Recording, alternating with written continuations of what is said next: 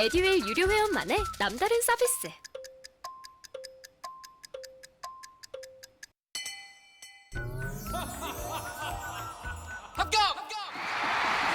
합격하고 돈도 받는 혜택. 오직 에듀윌 유료 회원에게만. 에듀윌.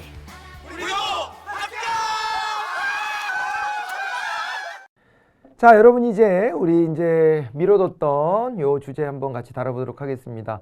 탄핵안이 가결됐다 이런 얘기가 있어요. 그리고 헌정사의 첫 국무위원 탄핵소추다 이렇게 돼 있습니다.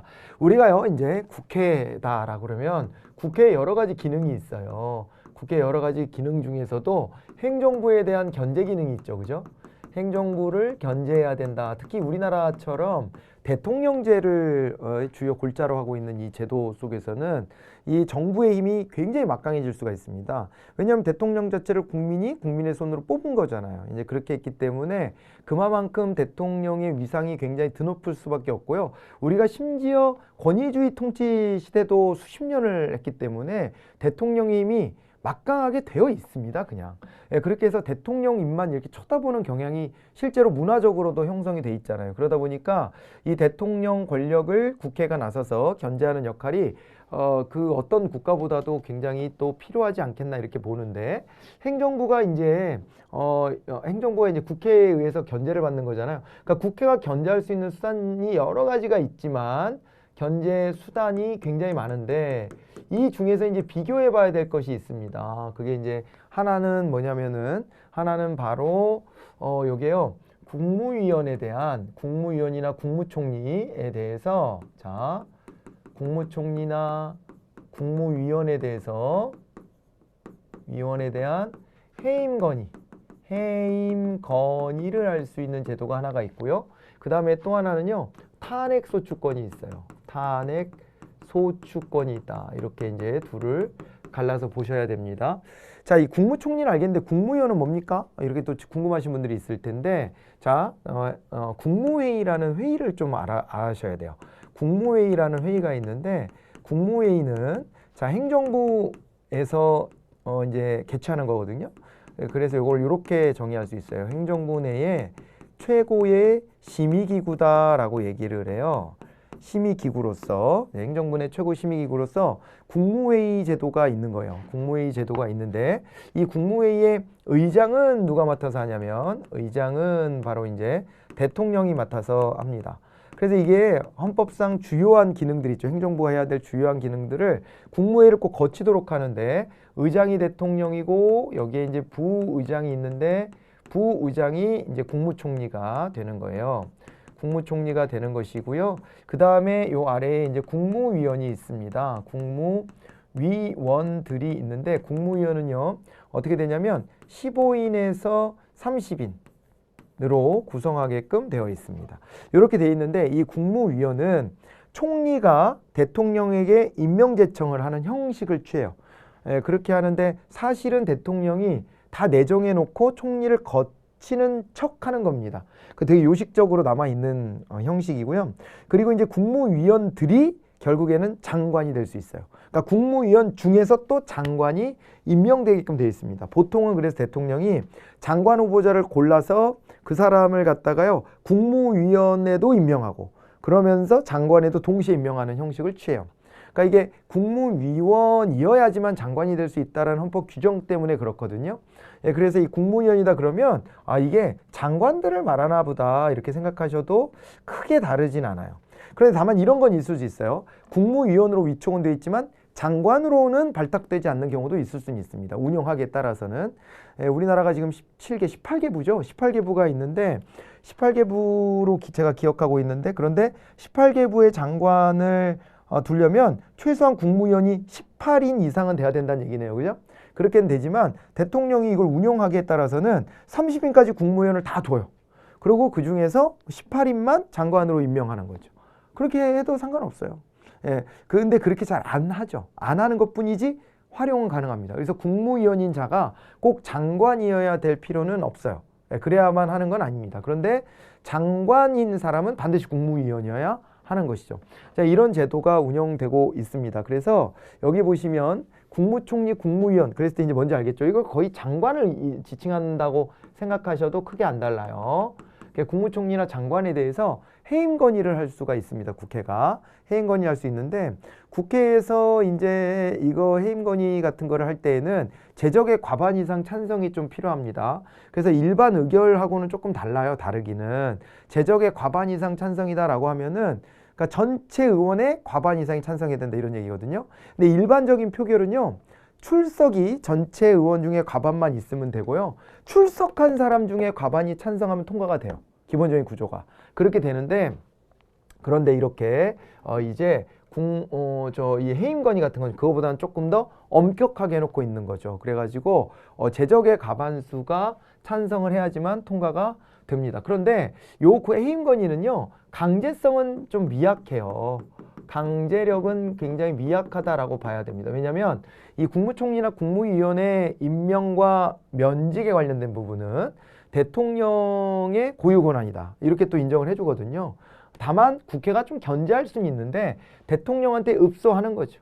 해임을 건의한다라고 했잖아요. 예, 그래서 대통령한테 이 사람은 이 자리에 어울리지 않는 것 같으니 이 사람을 좀 해임해 줬으면 좋겠어요 라고 이제 요청을 하는 겁니다. 요청을 하는 거고 그런데 대통령이 싫다 그러면 끝나요. 그러면은 그냥 대통령은 국민 여론의 눈치만 보면 되는 거예요. 국민 여론상 싫다라고 했는데 국민들이 야 대통령이 오만하네 이렇게 하면 대통령 지지율 깎아먹는 거고요. 대통령이 뭐 그래 국회가 너무 과도하게 해임 건의한 것 같아 이렇게 여론 형성되면 뭐 대통령은 손해보는 게 하나도 없는 거죠. 이제 이렇게 되는 게 해임 건의 제도고요. 탄핵소추는 그거랑 좀 달라요. 탄핵소추는요 이거는 보세요. 해임 건의가 강제력이 떨어지고 그리고 이거는 정치적 책임을 물어서 제 일 못하는 것 같으니까 얘를 자릅시다 이렇게도 가능하거든요. 근데 탄핵소추는 그런 게 아니에요. 탄핵소추는요 강제력이 매우 커요. 강제력이 매우 높은데 이건 어떻게 되는 거냐면 국회가 탄핵소추 하잖아요. 탄핵소추를 하면 그 다음에 이게 어디로 가냐면 이게 이제 그 다음 단계로는 이게 헌법재판소로 넘어가게 돼 있어요. 헌법재판소에서 탄핵심판이라고 하는 헌법재판을 진행합니다. 탄핵심판을 진행하게 돼 있어요. 그래서 여기에서 파면 여부를 결정하는 겁니다. 파면 여부를 결정해서 헌재가 파면한다 라고 탄핵을 인용하면 그러면은 무조건 이 사람은 파면으로서 공직에서 떨어져 나가는 거예요. 그렇게 하는 제도입니다. 이 강제력이 굉장히 커요. 대통령이 난 탄핵 안 받아들일래 이럴 수 있는 게 아니고요. 헌법재판소가 최종 판단을 하게 돼 있다는 게 제도가 완전 다른 거예요. 그런데 다만 이건 남용돼서는 안 되기 때문에 요거는요. 정치적 책임만으로 함부로 탄핵할 수 있는 건 아니고요. 이거는 이제 법적 책임이 분명히 있어야 돼요. 그러니까 대상자가 헌법이나 법률에 위배되었다라고 하는 거 있죠. 그것이 입증될 수 있어야 합니다. 재판에 갔을 땐 증거가 필요하잖아요. 그러니까 증거가 있어야 돼요. 법적인 위반에 이제 여지가 있다라고 하는 것이 입증돼야 됩니다. 우리가요, 이 탄핵소추 대상들을 좀 뽑아내 볼 수가 있는데 대통령 탄핵소추 대상이죠. 대통령 중에 박근혜 전 대통령이 탄핵을 받아서 그때 탄핵소추가 인용돼서 헌법재판소가 탄핵 심판하면서 대통령 박근혜를 탄핵한다. 이렇게 선고했잖아요. 그래가지고 이제 책임을 지고 물러서게 됐던 부분입니다. 그래서 이제 대통령도 여기에 들어가요. 그리고 또 누가 들어가냐면 저 앞에서 열거했던 국무총리 여기도 당연히 여기에도 들어옵니다. 국무총리나 국무위원이니까 각부 국무위원 내지는 이제 각부 장관이라고 보시면 돼요. 장관 이렇게 들어오고요. 뿐만 아니라 또 누가 들어오냐면요. 모든 법관들이 다 들어와요. 법관, 헌법재판관, 그리고 이제 중앙선거관리위원회 위원, 선관위원들 있죠. 중앙선거관리위원 위원입니다. 칸이 좁아서 이렇게 씁니다. 이런 데 주요 권력기관에서 이제 위치하고 있는 사람들, 이런 사람들이 다 들어가고요. 심지어 검사도 탄핵 대상입니다. 검사는 헌법에서 탄핵 대상이라고 명시하고 있지는 않아요. 그럼에도 불구하고 검사도 여기에 법률을 통해서 이 탄핵의 대상으로 규정을 하고 있습니다. 여기들이 다 들어가는 것인데 그 중에서 대통령만 요건이 엄격할 뿐 기본적인 절차는 비슷합니다. 나머지는 이제 해임 건의처럼 이제 국회 제적 과반의 찬성으로 이제 탄핵 소추를 의결하거든요. 그런데 대통령은요, 국회 제적의 3분의 2 이상의 찬성이 있어야 돼요. 엄청난 요건입니다. 그 정도 요건이 돼야 대통령을 탄핵할 수 있다. 이렇게 보시면 됩니다. 근데 탄핵 소추가 됐다고 다 끝난 건 아니잖아요. 헌재로 넘어가야 되는데 국회가 탄핵 소추하면 이게 법제사법위원회 위원장이 이제 헌재에다가 요 사람을 이제 헌법재판에 올려주세요라고 이제 요청하는 셈이 되는 거예요. 그걸 우리가 소추한다 그러죠. 재판에 세워달라고 요구하는 걸 소추한다라고 얘기를 합니다. 그래서 이제 탄핵 재판에 소추해 주세요라고 이제 요청을 하고 법제사법위원회 위원장이 요 소송을 진행을 해 나가는 거예요. 그러니까 원고 정도 입장이 되는 거죠. 그렇게 이제 끌고 나가고 헌재가 방어 논리도 듣고 그 다음에 탄핵의 요구 사항도 듣고 해가지고 결정을 내리는 것으로 이렇게 보시면 되겠습니다. 두 제도를 이렇게 잘 비교를 해 놓으셔야 되고요. 자, 여기 한번 볼까요? 그런데 헌정사상 국무위원이 탄핵소추가 의결된 게 처음이라는 거예요. 그죠? 이게 자주 쓰이는 건 아니구나라고 하는 걸 아시면 될 것 같고요. 이태원 참사 부실 대응 책임을 묻기 위해서 더불어민주당 등 야 3당이 공동 발의한 이상민 행정안전부 장관에 대한 탄핵소추안이 국회 본회의를 통과했다. 이렇게 보시면 되겠습니다. 국회는 2월 8일 오후 본회의에서 이 장관 탄핵소추안을 무기명 표결에 붙여서 보통 국회에서 표결할 때는 다 자기 이름 걸고 하는 건데요. 이렇게 사람에 관련된 걸 투표할 때는 무기명으로 합니다. 그래서 여기 지금 보면 무기명 표결을 했다 그랬죠. 그래서 가부를 묻는 건데 총 투표수 293표 중 찬성 179표, 반대 109표, 무효 5표로 가결을 했다. 이렇게 되어 있습니다. 그래서 제적원의 과반 이상이 찬성해야 되는데 넘어갔죠. 예, 넘어가서 헌법재판소 송부가 됐습니다. 국무위원에 대한 탄핵소추가 이루어진 것은 75년 헌정사상 최초다. 이렇게 되어 있고 헌법 제65조에 따르면 탄핵소추는 국회 제적의원 3분의 1 이상의 발의만 3분의 1이고요. 제적의원 과반수의 찬성으로 의결하게 되어 있는 겁니다. 탄핵안 의결 시 국회 법제사법위원장이 헌법재판소 탄핵심판 과정에서 소추위원으로, 이게 소추위원으로 잘못 들어갔네요. 자, 이거 좀 정정하겠습니다. 소추위원으로 신문검사 역할을 수행을 합니다. 예. 그래서 이게 과연 이게 가결은 됐지만 탄핵 심판에서 인용이 될까? 이건 의구심을 많이 갖고 있죠. 왜냐면은 여기가 지금 여당 쪽에서는 반발이 좀 있어요. 왜냐하면 대통령하고 최측근으로 분류되기도 하고 대통령이 상당히 좀 아끼는 느낌도 많이 주잖아요. 그러다 보니까 여당 입장에서는 이게 어떻게든 이거를 좀 정권 차원에서 봤을 때 이 개인이 소중해서라기보다도 정권의 힘을 또 유지해야 정권 초에 하고 싶은 일들도 과감하게 진행할 수 있을 테니 거기에 이제 상처가 나지 않도록 하기 위해서 전략을 아무래도 좀 반대쪽으로 짜게 될 가능성도 많아서 그렇게 되면 법제사법위원회 위원장이 탄핵소추위원으로 헌재에 가서 이거를 열심히 적극적으로 설명을 해줘야 되는데 지금 이게 과연 이루어지겠냐라고 하는 그런 의구심도 있는 상황이다. 이렇게 보실 수가 있겠습니다. 자, 이제 요거 탄핵과 관련해서 이 제도를 좀 설명해 드리려고 했던 것이니까요. 그렇게 알고 가시면 되겠습니다. 자, 우리 이제 경제산업의 뉴스로 한번 넘어보면 1월 반도체 수출 쇼크가 와서 무역 적자 120억 달러 역대 최대인데요. 이게 한 달짜리로 봤을 때 역대 최대라는 거거든요. 1월 달, 한 달. 그런데 1월 달의 무역 적자가요. 글쎄, 이게 심상치가 않아요.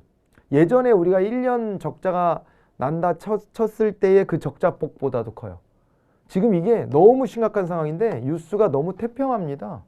이 포털이 뉴스에 어떻게 보면 이 향방을 다 자기네들의 로직으로 지금 결정해서 국민들한테 보여줄 거를 게이트키핑하고 있는 거거든요. 게이트키핑이라는 건 언론사의 숙명입니다. 그런데 그 게이트키핑은 언론인으로서의 사명감이 있는 사람들이 국민의 입장에 서서 국민의 이익에 부합하게끔 해줘야 되는데 지금 포털은 그런 책임감은 없는데 많은 유저들을 유입하는 수단으로 뉴스 콘텐츠를 여기서 제공해주고 있는 거거든요. 그리고 대부분은 이게 공짜로 뉴스를 볼 수 있기 때문에 이 포털 사이트에 들어와서 보고 있는데 이러다 보니까 책임지지 않는 포털에 의해 가지고 선별된 게이트키핑된 기사들을 우리가 이제 보는 거라 대중들이 흥미로워할 거리들을 주로 게이트키핑해서 보여주는 경향이 있어요.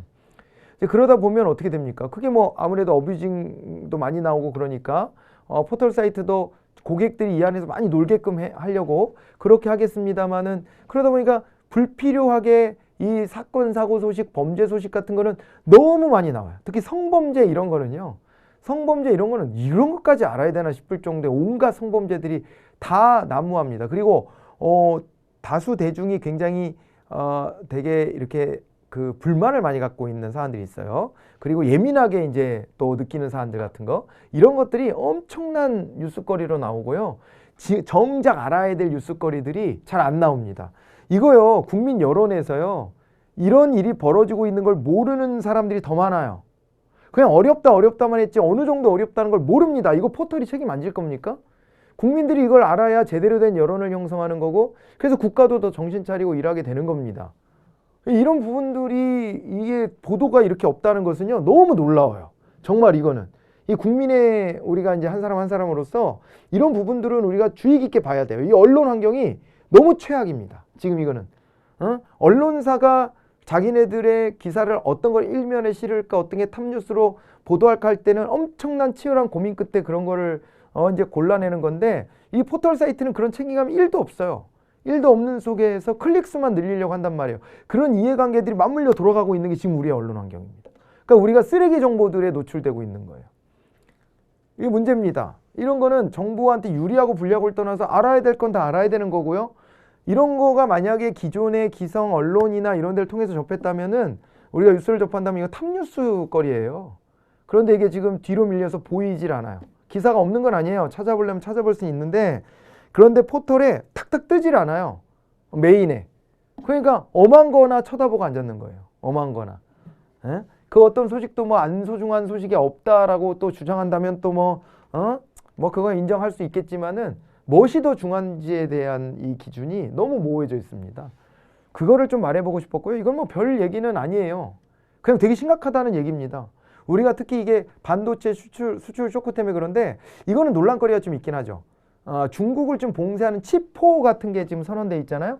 미국, 일본, 대만, 우리나라 이렇게 해가지고 칩포를 미국이 주도해서 선포하면서 중국 경제 타격을 입히겠다라고 중국한테 반도체 수출 같은 거 좀 하지 말자, 이런 걸 하는 겁니다. 근데 우리 입장에서는 중국이 가장 큰 시장이거든요. 삼성전자가 타격이 커요. 거기에 뭐 글 읽어보시면 알겠지만은 TSMC가 엄청나게 이제 반도체 수출 회복하고 있을 때 삼성전자는 회복을 못하고 있는 거예요.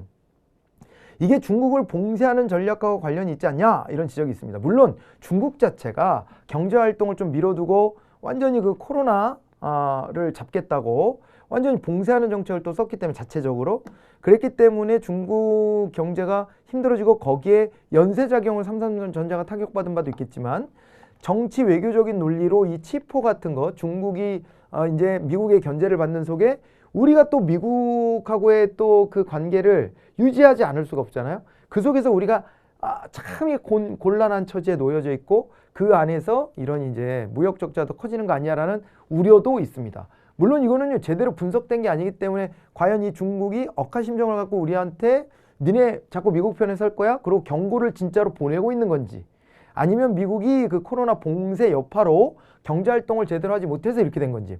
또 한편으로 이런 가설도 있습니다. 중국이 상당 부분 많은 영역에서 우리나라하고 기술 격차를 좁혀왔기 때문에 우리가 이제 더 이상은 대중국 무역 수지를 흑자를 보기 어려운 구조고, 그거는 이미 예정되어 있던 게 이제 터진 거다라는 주장도 있습니다. 그래서 여러 가지 원인들이 있고 분석들이 있기 때문에 우리가 이제 그걸 뭐 하나로 딱 잘라 말하기는 어렵지만, 어쨌건 어마어마하게 지금 충격적인 상황들이 오고 있다는 것. 그리고 이 속에서 제가 지적하고 싶은 건 언론 환경이라는 거예요. 언론 환경. 언론에서 국민들의 눈과 귀를 다 가리고 있는데, 이건 결국에는 나중에 골마 터지면은 감당할 수 없는 사태가 벌어질 수도 있어요. 미리미리 이런 경고 등이 켜졌을 때 국민 여론도 형성하고 국가도 온갖 정신을 여기다 팔아야 되는 겁니다. 아니, 뉴스를 보면은 도대체 무슨 뭐 정치인 누가 구속되냐 마냐 이런 뉴스거리만 도배가 됩니다. 그런 기사도 중요한 기사죠. 그렇지만은 비중이 좀 이렇게 적당히 가야 되잖아요.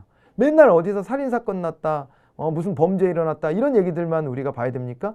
연예인이 마약을 했다 안 했다, 그것도 우리가 알아야 될 정보이긴 하겠지만 그 정보가 너무 많지 않습니까? 왜 그런 거에만 우리가 시간을 써야 됩니까? 그런 것들을 한번 떠올려보는 계기가 되면 좋겠다 싶어서 이 뉴스를 한번 제가 픽을 해와 봤습니다. 그래서 정부도 발등에 불 떨어져서 뭔가 하고는 있어요. 하고는 있는데, 이럴 때일수록 국민 여론에서 더 예, 정부한테 눈치를 줘야 됩니다. 눈치를 주고 그렇게 해야 정부가 더 신발끈 동여매고 정신 차려요. 더. 정부가 유능하게 잘 하려고 노력은 하겠지만은 국민 여론의 압박이라고 하는 것이 이럴 때 또 필요한 부분이기도 합니다. 이런 게 뉴스로 좀 많이 접해졌으면 하는 생각이에요. 이거 제일 중요한 뉴스인데 너무 묻혀 있어서 그런 말씀 드려보고 좀 이제 흥미로운 뉴스거리가 하나가 있는데 요거는 또 이제 잠깐 끊어서 다음 시간에 이어가 보도록 하겠습니다. 잠깐 쉬었다 뵙죠. 에듀윌 합격 패스.